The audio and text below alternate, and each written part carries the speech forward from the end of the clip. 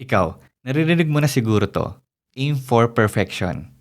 Pero totoo, yun ang reason kung bakit marami nagsisimula tapos humihinto din.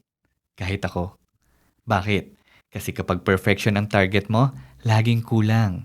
Laging may excuse na not good enough ako. Not yet. At habang hinihintay mo yun, wala ka nang nagawa. So here's the better way. Aim for progress. Hindi agad magandang katawan. Hindi instant success. Maliit lang. 1% bawat araw. Kasi 1% everyday maliit lang tingnan. Pero kapag naipon, exponential ang resulta. Small wins stack over time. Yun ang totoong nagpapabago. At huwag kalimutan, hindi lang about sa dagdag. Tanggalin mo rin yung bad habits mo. Palitan mo ng good habits. Kasi useless ang plus 1% kung minus 2% ka naman sa bisyo, procrastination o sa mga bagay na hindi nakakatulong sa'yo. Lahat tayo may 24 hours lang bawat araw. Pare-pareho ang oras natin. Ang tanong, saan mo ginagamit yung sayo?